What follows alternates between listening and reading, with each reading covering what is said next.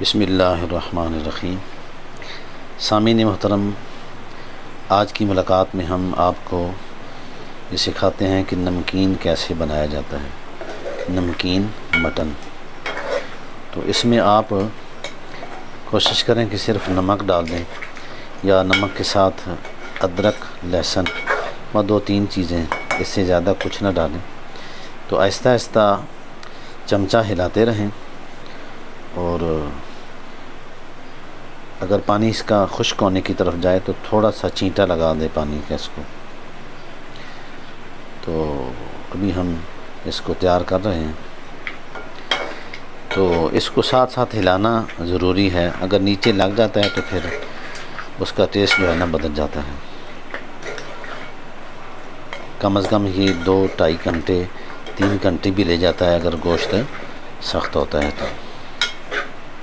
माशाअल्लाह जी, माशाअल्लाह माशाअल्लाह। पहले हमने आपको दिखाया था कि नमकीन रोस्ट जो है ना हम तैयार कर रहे हैं। तो अभी माशाअल्लाह ये तैयार होके दस्तरखान पर आ गया है। तो इसकी व्यू हम आपको दिखा रहे हैं। नमकीन मटन, इसके अंदर सिर्फ नमक, अदरक और लहसुन डाला गया है, इसके सिवा कोई मसाला नहीं है, या थोड़ा सा सरसों का तेल।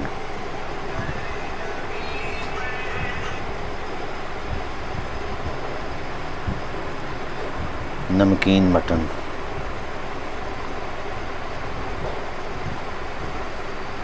अभी हम इसकी बोटी जो है ना तोड़ के आपको दिखाएंगे और आप देखना कि कितना खस्ता हो चुका है।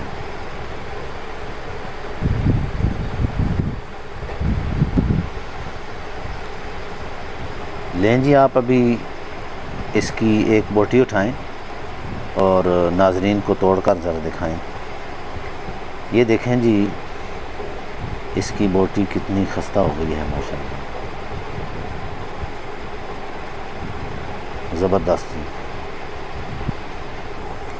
ये देखें जी, ये कितना नरम हो चुका है। ये खा के आप देखें जी ज़रा, आप कैसा लगा है जी? माशाल्लाह जी, बहुत ज़बरदस्त हैं जी, बहुत ज़बरदस्त माशाल्लाह। अच्छा जी, हाँ जी, मज़ा आया जी। बड़ा ज़बरदस्त टेस्ट बना है। ये जी अकबर साहब हैं, इन्होंने बड़ा पसंद किया है। तो यानी आपको अच्छा लगा है? हाँ जी माशाल्लाह। तो ये डिश जो है यानी बेहतरीन बन गई है। तो ईद पर आप क्या ऐसे ही बनाएंगे या सादा बनाएंगे? जी इंशाल्लाह बिल्कुल ऐसा ही बनाएंगे। हाँ जी, ऐसा ही बनाएंगे, बड़ा ज़बरदस्त बनाइए। अच्छा अच्छा, यानी ईद पर आप भी ऐसा ही बनाने की कोशिश करेंगे इंशाअल्लाह। ये आने वाली है जी ईद उल अज़हा, तो हर घर में तकरीबन गोश्त वाफर मिकदार में मौजूद होता है। तो ईद उल अज़हा के दिनों में आप ये नमकीन डिश बनाने की कोशिश करना, इंशाल्लाह बहुत मज़ा आएगा।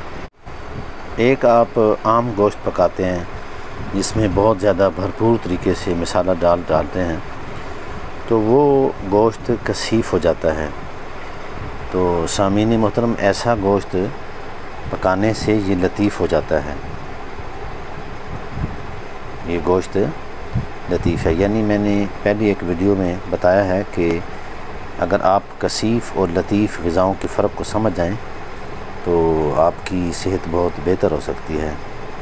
तो लतीफ़ ग़िज़ाएँ वो होती हैं जो ज़ूद हज़म होती हैं, जल्दी हज़म हो जाती हैं। कसीफ़ वो होती हैं जो देर से हज़म होती हैं। तो जिस अंदाज़ में ये नमकीन मटन बनता है तो इसकी सूरत हाल लतीफ़ हो जाती है। अगर ये खाने के बाद आपको प्यास लगे तो बजाय ज़्यादा पानी पीने के, अगर सौंफ इलायची वाला दूध, गाय का दूध आप पी लें तो यकीनन आपको प्यास नहीं लगेगी और ये बहुत जल्दी हज़म हो जाएगा। तो ईद वाले दिन मैंने कई अतिबा को देखा है कि जो रोटी खाते नहीं है, रोटी जो है ना बोझ बनाती है पेट के अंदर। तो कई जो समझदार लोग हैं वो सिर्फ़ ऐसा नमकीन मटन ही खाते हैं, और जब प्यास लगती है तो सौंफ इलायची वाला दूध पी लेते हैं तो उससे ज़रा भी प्यास नहीं लगती, और ये ऐसा गोश्त जो है ना ख़राब नहीं करता तबीयत को, बल्कि तबीयत बहुत बेहतर हो जाती है, सेहत को चार चांद लगा देता है। तो ऐसे बनाने की कोशिश करें, इंशाअल्लाह आपको बहुत फ़ायदा होगा। अल्लाह हाफ़िज़ जी।